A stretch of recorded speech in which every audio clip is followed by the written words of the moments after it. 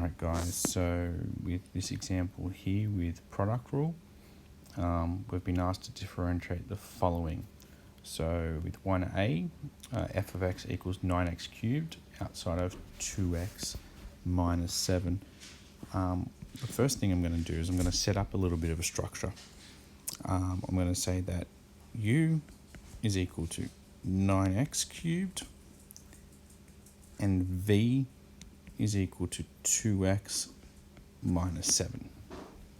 So the derivative of u with respect to x is just going to become 27x squared using my power rule, and the derivative of v with respect to x, well, that's just going to become 2. So now, using our product rule, which is the derivative of the first times the second, so I'm just going to multiply that with that and add that with the product of these two. So f dash or f prime of x is going to equal 2 lots of 9x cubed, I'm just going to put them in brackets for the moment, plus 27x squared times 2x minus 7. Evaluating that, we get 18x cubed plus 54x squared and 7 lots of 27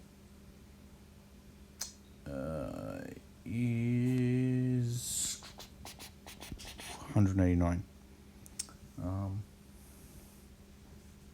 That's 189x squared. Sorry, I made an error. That should be cubed. And now if we collect our like terms, the 18x cubed and the 54x cubed, we get 72x cubed minus 189x squared. So that's that one all done and dusted. Moving over to example B, I'm going to set the same thing up again, but before I go here, before I go further, I notice I've got a square root symbol, so I'm just going to rewrite this in index notation. So 3x minus 4 bracket 5 minus 2x to the power of a half.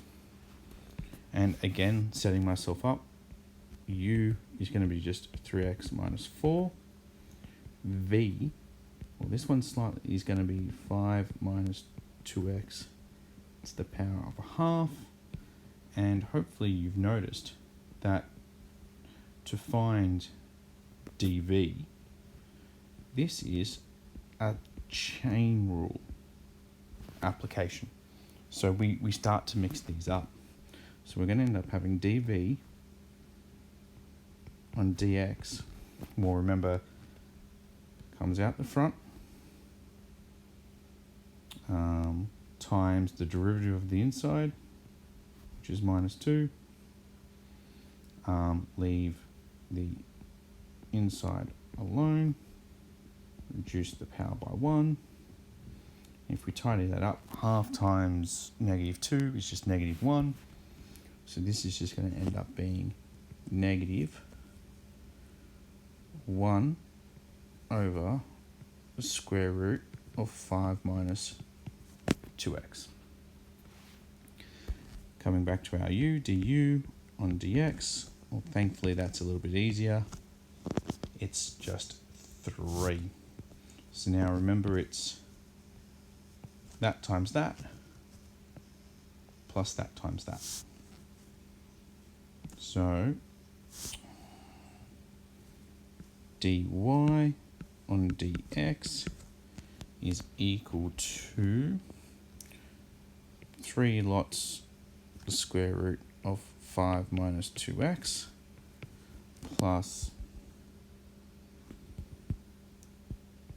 3 lots, 3x minus 4 times negative 1 over square root of 5 minus 2x.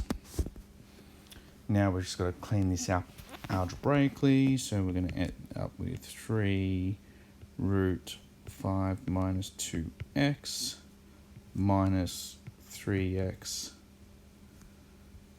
plus 4. No, let's just keep that minus 4 over root 5 minus 2x.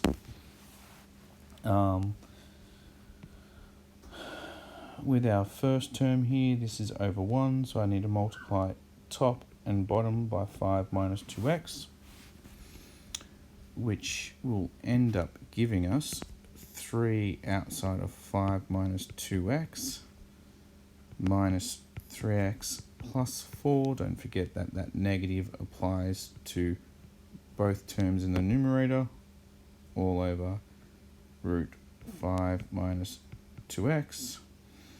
Whoops, which is just going to equal 15 minus 6x minus 3x plus 4 all over the square root 5 minus 2x, which is going to equal to 19 minus 9x all over the square root of 5 minus 2x.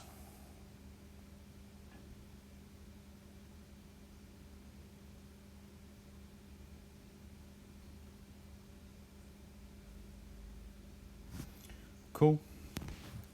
So you can see this one was a little bit more detailed. The chain rule was in there. We have square roots.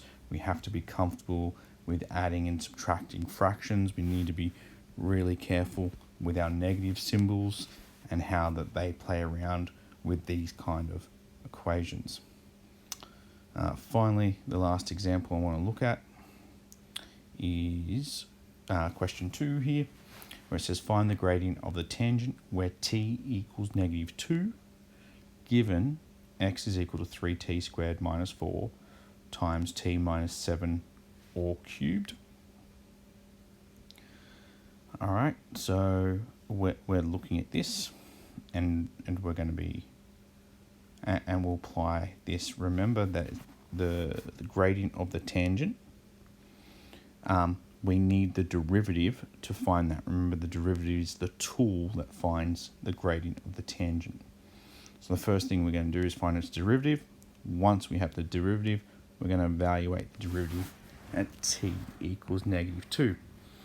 So again, setting ourselves up, we're going to say that u is just 3t squared minus 4. We're going to say that v is t minus 7 all cubed.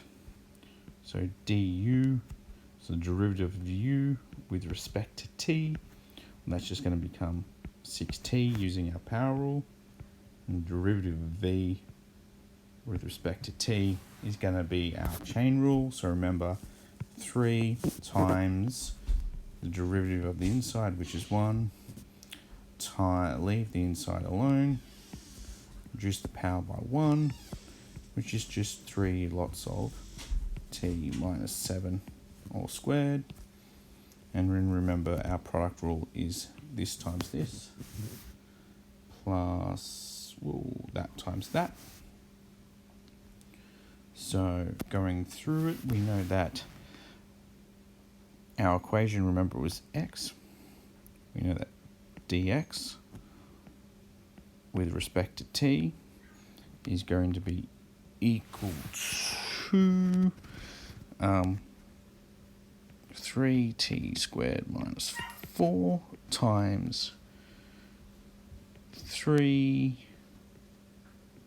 minus 7 squared plus t minus 7 cubed times 6t. Remember, it's multiplication, it doesn't matter where it is. That's our derivative. We could go through further and tidy up, expand, clean up, but I'm just going to leave it like this, and I'm going to substitute t equals negative 2 in. So when t equals -2. Dx on dt, remember the tool to find the gradient is going to be 3 lots of -2 squared minus 4 times 3 times -2 minus 7 squared plus -2 minus 7 cubed times 6 lots of -2. Alright, taking our time to carefully evaluate, -2 squared is 4, 3 lots of 4 is 12, and 12 minus 4 is 8, so I have 8 times 3 times -2 minus 7 is -9, minus 9 squared is 81, plus -2 minus 7 is -9, minus 9 cubed is negative. I'm doing -9 cubed. 1 9's 9. It's fine. 8 9's are 72. Minus, oh, this is ugly. And 6 times -2 is -12. Then what we need to do is just get our calculator out and evaluate those. So calculator clear, 24 times 81 equals 1944. So this is going to end up being plus 729 times -12. Whoops. 729 times 12 is 8748. Add those together. 8748 plus 1944, 10,692. Please email me if you think I've done my maths wrong, but that's changing by its gradient is ridiculously big and ridiculously steep. All right. Good luck, guys.